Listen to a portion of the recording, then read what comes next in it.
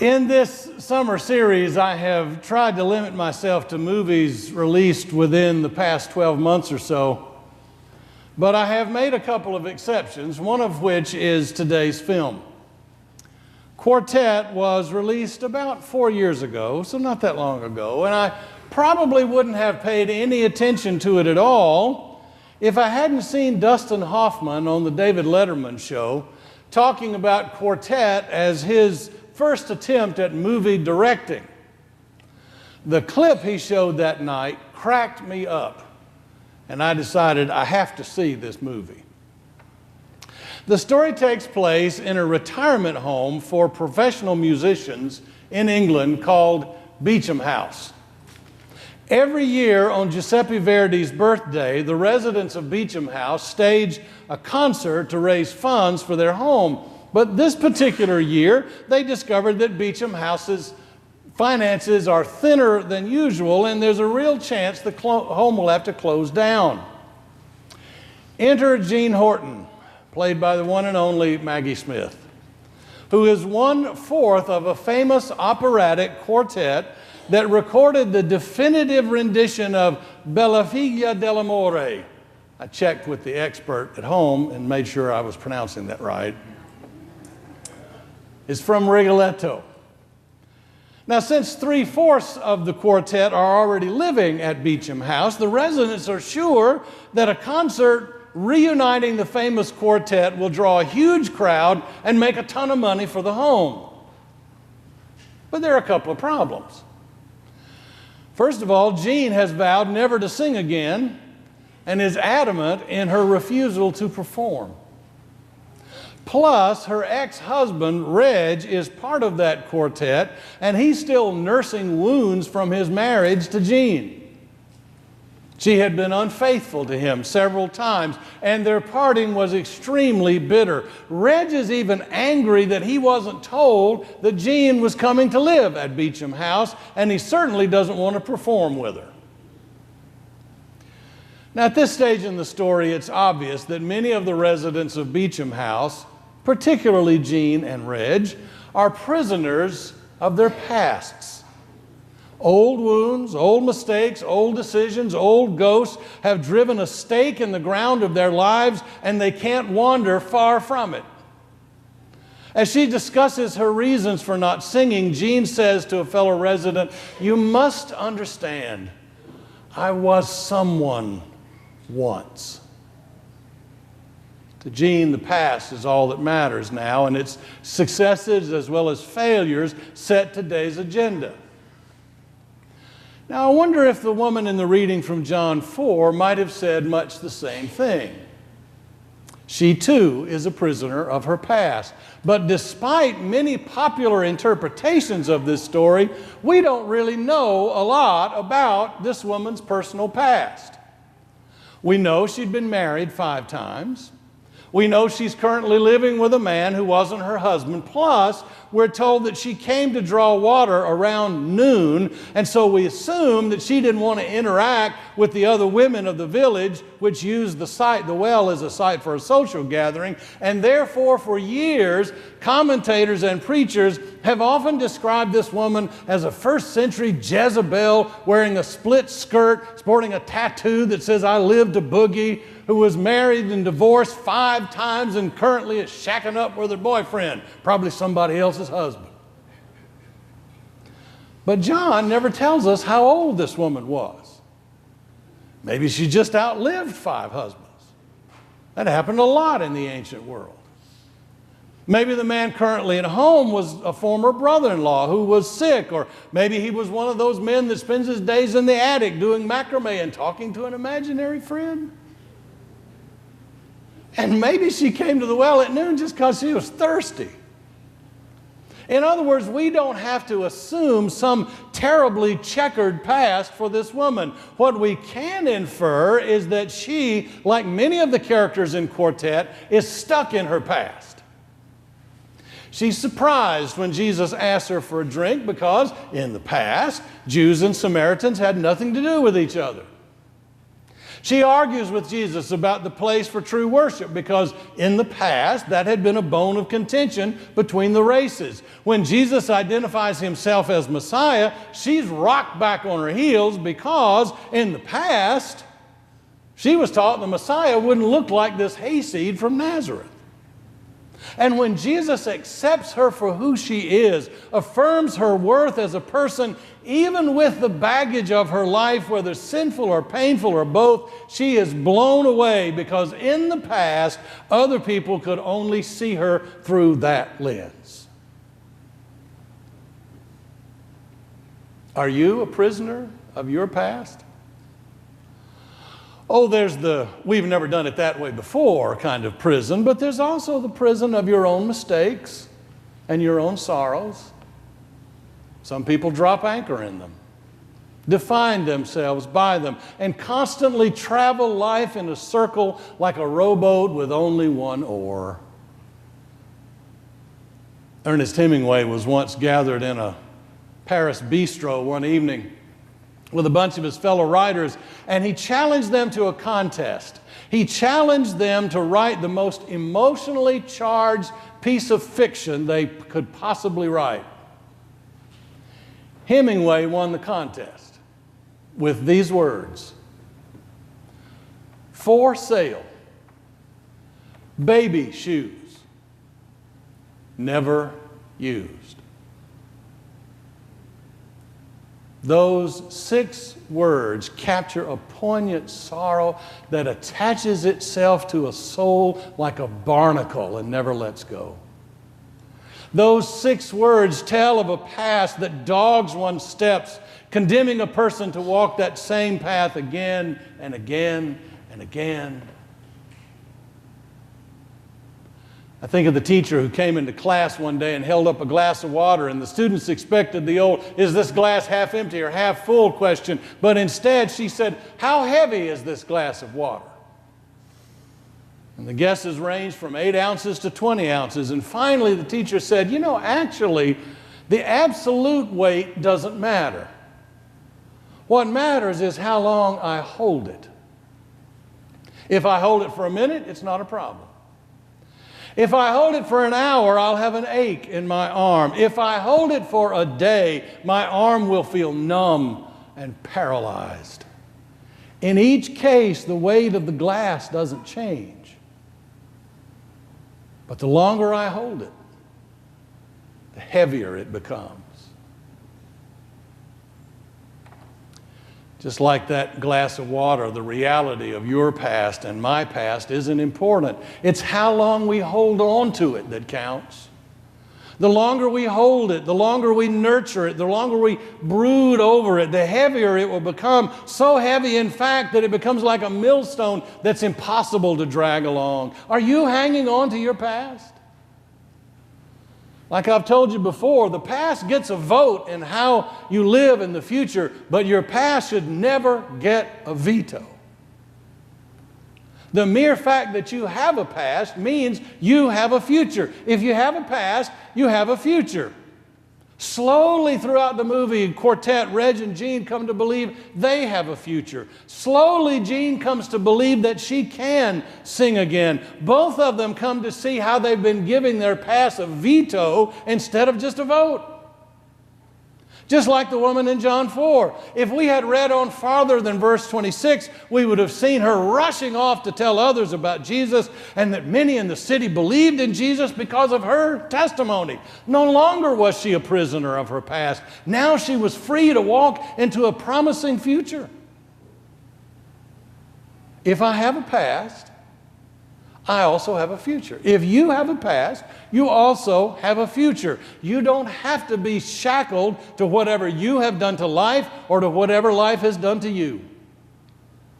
The resurrection of Jesus means there is always more to the story. It doesn't end with the words, "It is finished." It continues with the words, "He is risen." There's always a future. Author Anne Lamott was asked to substitute teach in a Sunday school class one Sunday at her church. And there were only 2 kids there that day, 2 young teenagers, both of them with developmental disabilities. The boy named Mason had been living for years with brain cancer, which led to a brain bleed, which left him with a permanent brain injury. And as the two kids worked on angels made out of coffee filters, Mason turned to the girl and out of the blue said, "You know, I used to have brain cancer. I was in a coma. And then I was here again."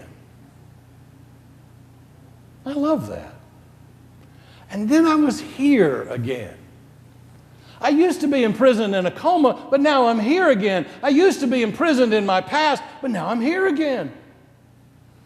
Whether I'm 14 or 64 like I turned a week ago or 94, I can be here again with all the promise and the wonder of the days ahead of me. And those days are shot through with potential.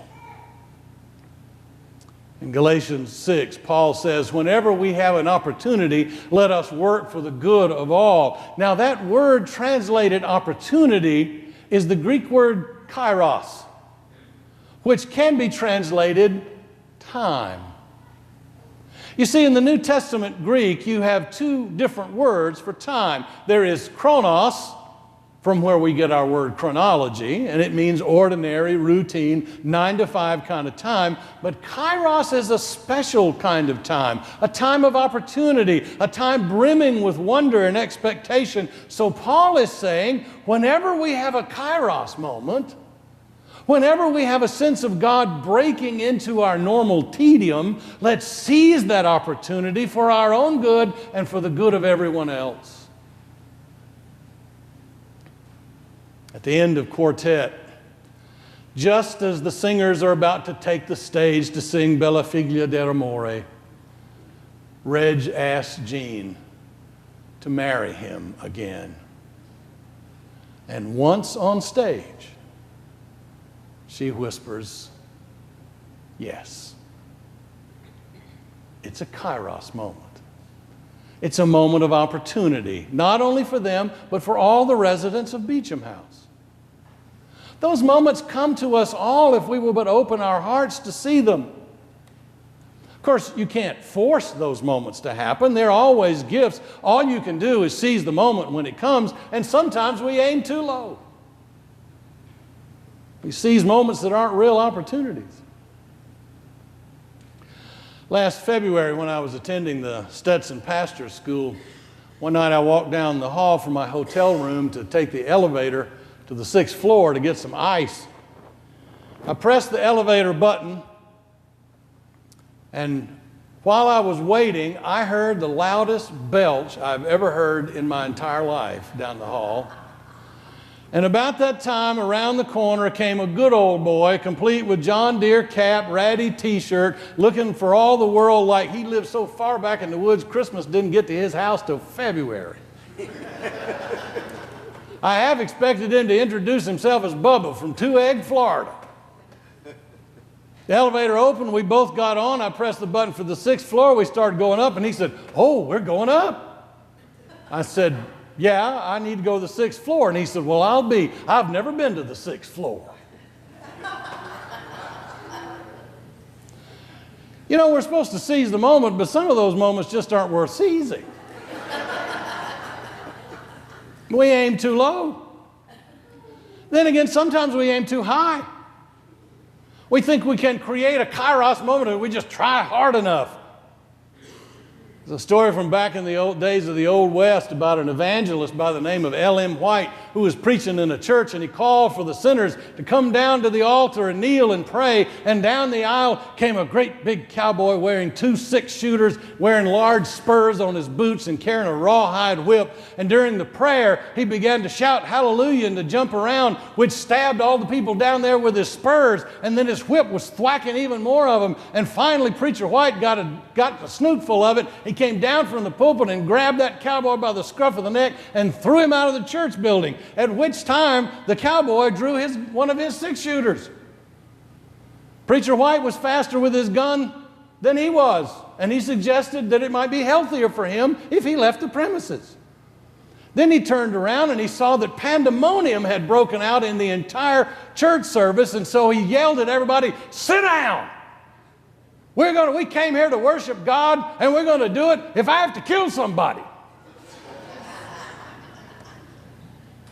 And that may be a bit much. No, Kairos moments can't be forced. They come to us unbidden. Our task is to recognize them and take advantage of them. The future God is giving you and me is bursting with possibilities, more than we can ask or think. All we have to do is listen for the whisper of God's voice saying, "Now." And then have the courage to act.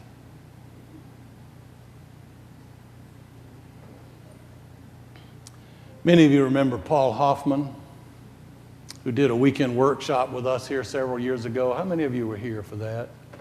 Yeah, several of you remember that.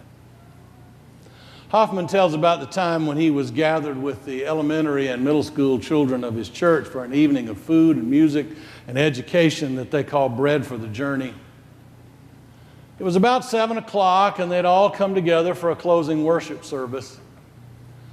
The Bible story Hoffman read that night was Jesus' parable about the 10 bridesmaids on their way to a wedding feast. And if you remember the story, you know that 5 of the bridesmaids brought oil for their lamps while the other 5 brought none. And while the latter 5 were off buying oil, everybody else was ushered into the wedding feast and the door was locked. And when the remaining 5 finally showed up, they knocked on the door but were not allowed in. Now, just as Hoffman got to that part about the 5 bridesmaids knocking on the door, there was a tremendous knock on the church door. Everybody in the service jumped about a foot out of their seats. All the kids looked around and said, "Did I really hear somebody knock?" Hoffman thought, "I'll bet one of the leaders put somebody up to this stunt." And all the adults figured it was Hoffman that had arranged for somebody to bang on the door at just the right moment. Truth was, nobody had set this up. There really was somebody at the door. So Hoffman went and opened the door. A homeless woman stood outside. "Is this the food bank?" she asked. Hoffman said, "No, the food bank is around." And then he stopped. Under normal circumstances, he would have done what I would do, just give the woman directions to the food bank and close the door and continue leading worship. But he realized this was a Kairos moment. He realized the children were wondering how the story would end. Not just the story in the Bible, but how this story would end at the church door. And so Hoffman said, "You know what? The food bank will be open for another couple of hours. In the meantime, won't you come in and join us for worship?